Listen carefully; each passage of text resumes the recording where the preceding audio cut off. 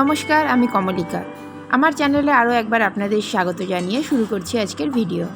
আজ জন্মাষ্টমী আর বিকেলের দিকে একটু পাপড়ি চাট বানাবো।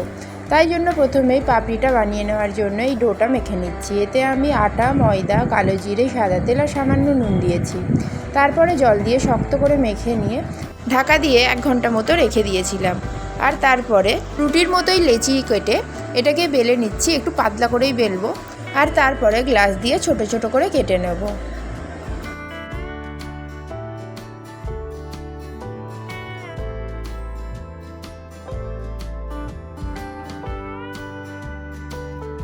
এই লেচিটা বেলার জন্য আমি আটা ব্যবহার করিনি, তেল ব্যবহার করেছি। তেল ব্যবহার করলে এই যে এক্সট্রা ময়দাটা, এটা যখন আমি আবার পরের বার ব্যবহার করব তাতে কোনো অসুবিধা হবে না, কিন্তু আটা ব্যবহার করলে ওটা ড্রাই হয়ে যাবে আর পরের বার বেলতে গেলে সমস্যা হবে। তো এই ছোট ছোট লেচিগুলো আমি কেটে নিয়েছি। এবারে এগুলোকে আমি কাঁটা চামচ দিয়ে ছিদ্র করে নেব পাপড়ি তৈরি করার জন্য।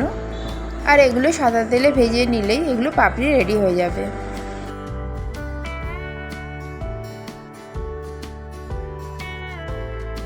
এখানে আমার সব কটা লেচি বেলে কাঁটা চামচ দিয়ে ছিদ্র করা হয়ে গেছে। এবার এগুলো ভেজে নিলেই পাপড়ি তৈরি হয়ে যাবে। আর এদিকে চাটনি তৈরি করার জন্য আমি পাকা তেঁতুল বেশ কিছুক্ষণ ভিজিয়ে রেখেছিলাম জল দিয়ে। তারপরে তাতে সাধারণ নুন, বিট নুন আর চিনি দিয়ে বেশ কিছুক্ষণ ফোটানোর পরে ঠিক এইরকম গাঢ় হলে চাটনিটা আমি নামিয়ে নেব। আর এই বিকেলবেলা আমি পাপড়ি চাটটা তৈরি করতে এসেছি। এখন আমি আলু সেদ্ধ করে নিয়েছি আর এখানে ধনেপাতা, কাঁচা লঙ্কা, টমেটো কুচিয়ে নিয়েছি। এর সাথে ভাজা মশলা আর তেঁতুলের কিছুটা চাটনি দিয়ে ভালোভাবে মিশিয়ে নিয়েছি। আর এখানে টক দইতে বিট নুন আর চিনি দিয়েও মিশিয়ে নিয়েছি। সব প্রিপারেশনগুলো কমপ্লিট হয়ে গেছে। আর পাপড়ির ওপরে এই সব কিছু দিয়েই এখানে আমি পাপড়ি চাটটাও রেডি করে নিয়েছি।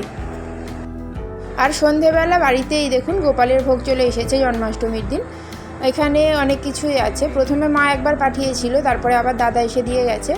তো আলুর দম, সবজি, আর এখানে এই তালের বড়া আছে আর নাড়ু, আর তার সাথে আছে পনির আর রাধাবল্লভীও। তাহলে আজকে এখানেই ভিডিওটা শেষ করলাম। ভিডিওটা কেমন লাগলো অবশ্যই কমেন্ট করে জানাবেন। আর ভালো লাগলে প্লিজ লাইক করে দেবেন। আর আমার চ্যানেলের নতুন বন্ধু হলে চ্যানেলটা সাবস্ক্রাইব করতে ভুলবেন না। আজ তাহলে এখানেই শেষ করলাম। দেখা হবে খুব তাড়াতাড়ি পরবর্তী ভিডিওতে।